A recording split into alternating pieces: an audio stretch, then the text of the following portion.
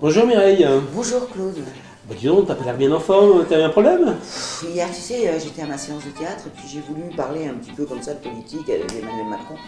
Et les gens ont une réaction négative, ouais, c'est tous des voleurs, c'est tous des menteurs, enfin la totale, quoi. Oui, c'est vrai que c'est un des problèmes de notre démocratie aujourd'hui. Le citoyen a souvent perdu confiance dans ses représentants. C'est un vrai problème qu'il faut affronter. Mais alors, Emmanuel Macron, il en pense quoi de tout ça, lui? Eh bien, il fait le même constat que nous. L'abstention lors des dernières élections a atteint des niveaux records. C'est bien le signe qu'il y a un malaise aujourd'hui des Français par rapport à leurs représentants. C'est presque un divorce que l'on constate entre, d'un côté, les Français et de l'autre côté, les représentants et les institutions de la nation. Et le mal, il vient d'où? Eh bien, la réponse, c'est d'abord le politique lui-même. C'est lui qui doit être remis en cause. Aujourd'hui, les responsables politiques ne sont plus des engagés, mais on va le dire des intéressés qui, dans leur réflexion politique, pensent plus à des objectifs de réélection qu'à des objectifs de transformation de la société. Mais alors, quelles sont les solutions que propose Emmanuel Macron?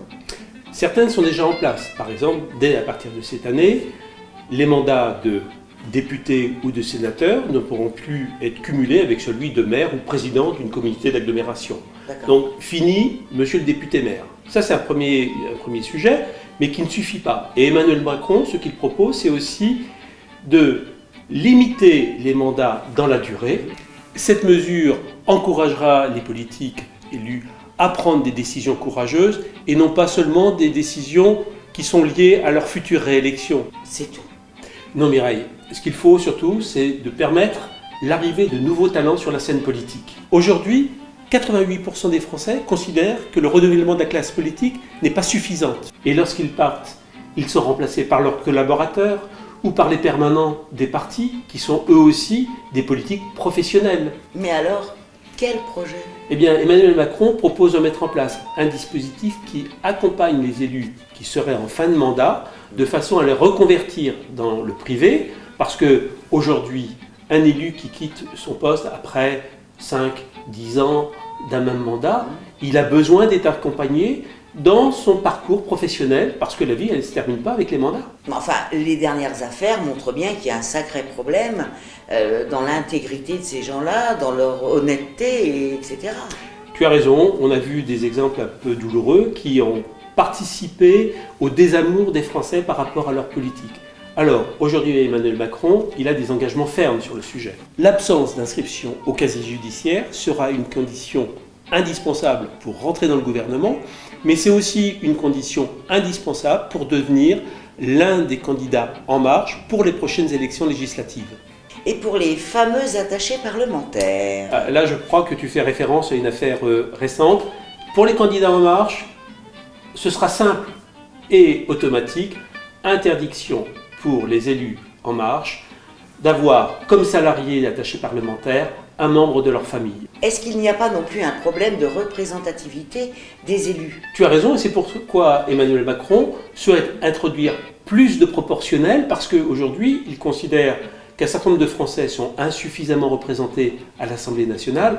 On voit bien aujourd'hui qu'un certain nombre de partis avec lesquels on n'est pas nécessairement d'accord, mais qui représentent un grand nombre de voix, sont insuffisamment représentés à l'Assemblée nationale, alors que d'autres qui représentent un nombre moindre d'électeurs, par un jeu de discussion avec les grands partis, obtiennent des sièges à l'Assemblée nationale. Et les femmes dans la politique, on peut le constater, elles ne sont pas plus nombreuses.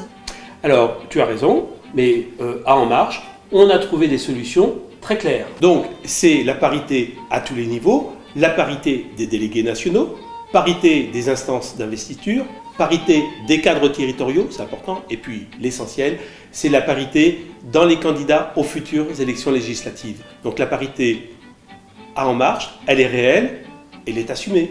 Donc je vais te poser la fameuse question que tout le monde se pose, Macron est-il de gauche? Alors la fameuse question, et pourtant il l'a dit, il l'a écrit, Emmanuel Macron, il se revendique de gauche. Mais pour autant, il considère que le clivage droite-gauche, aujourd'hui, il est dépassé et stérile. Il ne nie pas les différences qui existent entre la droite et la gauche, simplement il considère qu'on doit, pour un projet commun, rassembler les bonnes idées de droite et les bonnes idées de gauche pour un projet collectif. Pour lui, le vrai clivage aujourd'hui, c'est pas la droite et la gauche, c'est ceux qui croient au changement et ceux qui refusent le changement, les progressistes d'un côté et ceux qui sont figés dans des positions inadaptées aujourd'hui. D'accord, donc c'est pour ça en gros qu'il a créé En Marche. C'est pour ça effectivement qu'il a créé En Marche. C'est un mouvement qui est ni à droite ni à gauche, c'est simplement un mouvement qui porte un projet commun pour un avenir commun. Alors nous sommes En Marche.